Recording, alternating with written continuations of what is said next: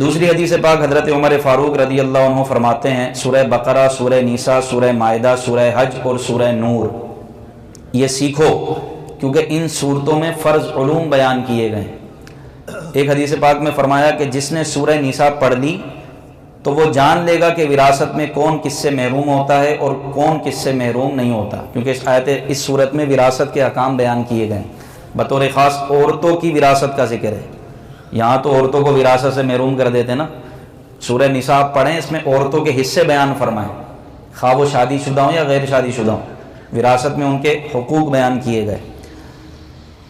فاروق اعظم فرماتے ہیں جس نے سورہ بقرہ، سورہ آل عمران اور سورہ نساء، یہ تینوں صورتیں ایک ساتھ ہیں، پہلے سورہ بقرہ ہے، پھر آل عمران ہے، پھر سورہ نساء ہے، یہ پڑھی تو وہ اللہ تعالیٰ کی بارگاہ میں حکمت والے لوگوں میں سے لکھا جائے گا۔ سبحان اللہ۔ اب اس صورت میں جو بیان کیا گیا وہ یہ ہے کہ یتیم بچوں اور عورتوں کے حقوق اس صورت میں تفصیل سے بیان کیے۔ یتیم بچوں کے مال کو اپنے مال میں ملا کر کھا جانے کو بہت بڑا گناہ قرار دیا، لا تأکلوا اموالہم الی اموالکم، کہ یتیموں کا مال اپنے مال کے ساتھ ملا کر نہ کھانا۔ پھر آگے ارشاد فرمایا کہ جو یتیموں کا مال کھاتے ہیں وہ اپنے پیٹ میں آگ کے انگارے بھر رہے ہیں، جو ظلماً یتیموں کا مال کھا جاتے ہیں تو وہ مال نہیں کھا رہے بلکہ آگ کے انگارے اپنے پیٹ میں بھر رہے ہیں۔ اور پھر فرمایا کہ جب یتیم بالغ ہو جائیں، سمجھدار ہو جائیں تو ان کو ان کا مال واپس کر دو۔ پھر اسی کے ساتھ عورتوں کے مہر کا ذکر فرمایا، وَآتُوا النِّسَاءَ صَدُقَاتِهِنَّ نِحْلًا، عورتوں کو ان کا مہر دے دو اور ان کو زبردستی مجبور نہ کرو کہ وہ اپنا حق مہر معاف کریں۔ ہاں یہ ان کا حق ہے، اگر وہ خود سے معاف کر دیں تو معاف ہو جائے گا، لیکن ان کو مجبور کرنا، موڈ آف کر لینا، ان کو جو ہے نا غصے اور غضب کے ساتھ دیکھنا اور اس بات پر اصرار کرنا کہ اپنا مہر عورت معاف کر دے، یہ جائز نہیں ہے۔ تو عورتوں کا ان کا مہر دے دو۔ پھر مہر سے متعلق مسائل بیان کیے گئے، پھر میراث کے مال میں عورتوں کے باقاعدہ حصے مقرر کیے گئے، ان عورتوں کا ذکر کیا گیا جن سے نسب، رضاعت اور مصاہرت کی وجہ سے ہمیشہ ہمیشہ کے لیے نکاح حرام ہے۔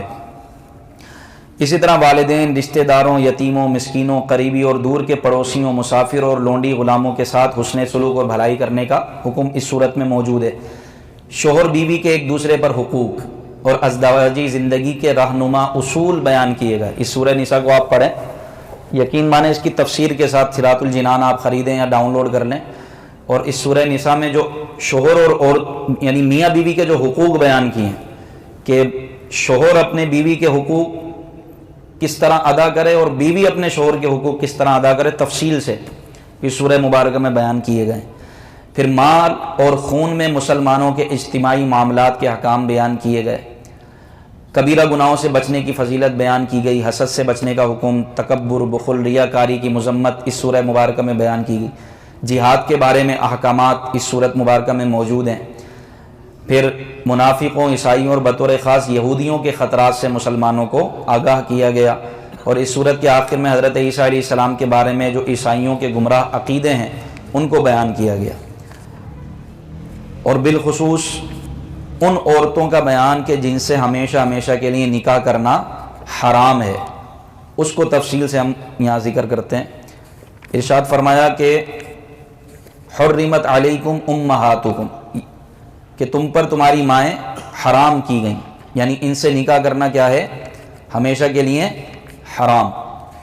تو وہ عورتیں کہ جن سے نکاح ہمیشہ ہمیشہ کے لیے حرام ہے، ان سے نکاح ہو ہی نہیں سکتا، تو ان عورتوں کا یہاں پر ذکر کیا گیا۔ سب سے پہلے فرمایا حرمت علیکم امہاتکم، تم پر تمہاری مائیں حرام کی گئیں، یعنی ان سے نکاح کرنا کیا ہے، حرام ہے۔ وبناتکم، اور تمہاری بیٹیاں تم پر حرام، یعنی ان سے نکاح کرنا حرام۔ وَأَخَوَاتُكُمْ، اور تمہاری بہنیں تم پر حرام کی گئیں، یعنی ان سے بھی نکاح کرنا۔ تو ماں، بیٹی اور بہن، دنیا میں کوئی ایسا مذہب نہیں ہے جو بہن اور بیٹیوں سے نکاح کو جائز قرار دے، سوائے ایک فرقہ ہے آتش پرست، وہ بھی ان میں سے مخصوص گروہ ہے کہ جو بہن بھائیوں کا نکاح جائز قرار دیتا ہے، حالانکہ کسی دنیا کے کوئی مذہب جو ہے بہن بھائی کا نکاح آپس میں جائز قرار نہیں دیتا، یہ قرآن نے حرام کیا۔ پھر ہے وَعَمَّاتُكُمْ، تمہاری پھپھیاں، تو بھتیجے کا اپنی پھپھی سے نکاح حرام ہے، اس لیے آپس میں ان کا پردہ بھی نہیں ہے، اور یہ اصول ہے کہ جس سے نکاح حرام ہے نا ان سے پردہ بھی نہیں ہے، یعنی ان سے پردہ کرنا ضروری نہیں ہے، تو ان میں پھپھی آتی ہے، تو بھتیجے کا پھپھی سے اور چچا کا اپنی بھتیجی سے نکاح ہمیشہ ہمیشہ کے لیے حرام، اس لیے چچا کا بھتیجی سے پردہ نہیں، اور بھتیجے کا چچا کا بھتیجی سے اور بھتیجے کا پھپھی سے پردہ نہیں. بات سمجھ آ رہی ہے؟ اسی طرح وخالاتکم، تم پر تمہاری خالائیں، اماں کی بہنیں، یہ بھی حرام کی گئیں، رشتے کی خالہ نہیں، سگی خالہ، ان سے بھی نکاح ہمیشہ ہمیشہ کے لیے حرام ہے. اسی لیے بھانجے کا اپنی خالہ سے پردہ نہیں ہے. اسی طرح کیا ہوتا ہے، ماموں اور بھانجی کا آپس میں پردہ نہیں ہے، یہ محرم ہے، ان سے ہمیشہ، یعنی ماموں کا اپنی بھانجی سے نکاح حرام ہے. اسی طرح بھانجے کا اپنی خالہ سے نکاح کیا ہے، حرام. تو یہ ہو گیا. اسی طرح وہ بنات الاخی، اور تمہارے بھائی کی بیٹی، یعنی تمہاری بھتیجی کہلائے گی نا، بھتیجی، تو وہ بھی حرام. وہ بنات الاختی، اور تمہاری بہن کی بیٹی، یعنی وہی بھانجی جو کہ میں نے ابھی تفصیل ذکر کی. تو بھتیجے کا اپنی پھپھی سے نکاح حرام، اسی طرح بھانجے کا اپنی خالہ سے نکاح حرام، تو اس لیے آپس میں ان کا پردہ بھی نہیں ہے. تو یہ تو تھا کہ جن کی حرمت نسب کی وجہ سے، خون کے رشتے کی وجہ سے. اب یہ ہے رضاعت کی وجہ سے جو حرمت نازل ہوتی ہے، وہ کیا ہے، وہ کون ہے؟ وَأُمَّهَاتُكُمُ اللَّاتِي أَرْضَعْنَكُمْ وَأَخْوَاتُكُمْ مِنَ الرَّضَاعَةِ، اور تمہاری وہ مائیں جنہوں نے تمہیں دودھ پلایا، خواہ وہ سگی مائیں ہوں یا رضائی مائیں ہوں. تو سگی ماں تو ہوتی، اس سے تو نکاح ہمیشہ ہمیشہ کے لیے حرام ہے. اسی طرح وہ کہ جس نے دودھ پلایا اپنا، تو وہ رضائی ماں کہلاتی ہے، تو وہ بھی کیا ہو گئی، اس سے بھی نکاح کرنا حرام، لہذا وہ بھی سگی ماں کی طرح ہے. اسی طرح جو رضائی بہن بھائی، یعنی جس عورت کا بچے نے دودھ پیا، وہ ماں رضائی ماں ہو گئی، وہ عورت اس کی کیا ہو گئی، رضائی ماں، اور اس کے جو بچے ہوں گے وہ اس کے رضائی بہن بھائی ہو جائیں گے. جس طرح سگے بہن بھائی ہوتے ہیں، اسی طرح رضائی ماں کے جو بچے ہوتے ہیں وہ اس کے سگے بہن بھائیوں کی طرح ہوں گے، یعنی ان سے بھی ہمیشہ ہمیشہ کے لیے نکاح کیا ہو جائے گا، حرام ہو جائے گا. پھر فرمایا وَأُمَّهَاتُ نِسَائِكُمْ، تمہاری عورتوں کی مائیں، یعنی تمہاری ساس. یہ مصاہرت، سسرالی رشتے کی وجہ سے حرمت کا بیان ہے، یعنی ساس جو ہے یہ داماد پر حرام ہے، اس سے نکاح نہیں ہو سکتا. اس لیے ساس کا اور داماد کا پردہ نہیں ہے. ساس اور داماد کا پردہ، ہاں اگر ساس جوان ہے وہ خود پردہ کرنا چاہے تو کر سکتی ہے، اس میں کوئی حرج نہیں ہے. اسی طرح بہو کا اپنے سسر سے پردہ نہیں ہے، بہو کا اپنے سسر سے پردہ، لیکن اگر فتنے کا اندیشہ ہے تو بہو کو چاہیے کہ وہ پردہ کرے. پھر فرمایا وَأَن تَجْمَعُوا بَيْنَ الْأُخْتَيْنِ إِلَّا مَا قَدْ سَلَفَ، یہ آخر میں فرمایا.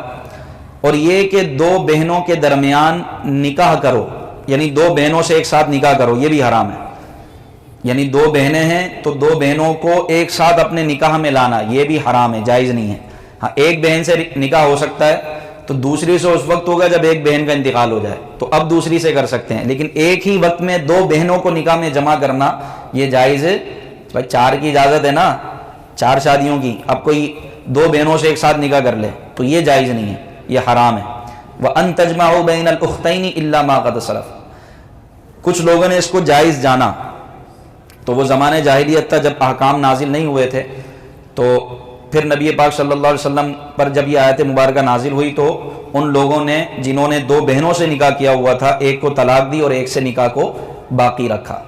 اس لیے فرمایا ان اللہ کان غفور الرحیم، کہ جن سے یہ خطا ہوئی تو بے شک اللہ مغفرت فرمانے والا، رحم فرمانے والا ہے.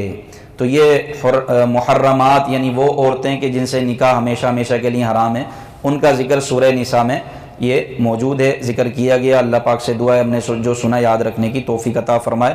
یہ قرآن پاک آپ ترجمہ تفسیر سے پڑھتے رہیں گے نا، انشاءاللہ بہت ساری باتیں آپ کو معلوم ہوتی رہیں گی. یہ صراط الجنان ہے، یہ بہت آسان ترجمہ، آسان تفسیر دور حاضر کے مطابق. یعنی یہ جس نے 5ویں بھی پڑھی ہوئی ہوگی نا، پورا اسکول بھی جس نے نہیں پڑھا ہوگا 5ویں پڑھی ہوگی وہ بھی پڑھ لے گا، اتنی آسان تفسیر ہے. اور جو کچھ میں بیان کرتا ہوں وہ تقریباً اسی سے ہوتا ہے. تو آپ یہ خریدیں، 10 جلدوں پر مشتمل ہے. ہمارے کئی نمازی ہیں، ایک تو ہیں ماشاءاللہ ان کی 3 یا 4 جلد چل رہی ہے، 3 یا 4 جلد چل رہی ہے، تو وہ پڑھ رہے ہیں ماشاءاللہ. اور وہ اتنی نالج آ گئی ان کو، وہ مجھے آ کے بتاتے ہیں امام صاحب یہ مسئلہ یوں ہے، یہ مسئلہ یوں ہے۔ تو آپ کو بھی دعوت ہے، آپ خریدیں اس کو، نہیں خرید سکتے تو نیٹ پر ڈاؤن لوڈ کر لیں، دعوت اسلامی کی فری جو ہے نا یہ ڈاؤن لوڈنگ ہوگی، فری میں ڈاؤن لوڈ کریں اور اس کو پڑھنا شروع کریں، انشاءاللہ آپ کو اتنا نالج ملے گا، اتنا نالج ملے گا کہ آپ کو حیرت ہوگی۔ تو اس لیے اس کا مطالعہ بہت ضروری ہے۔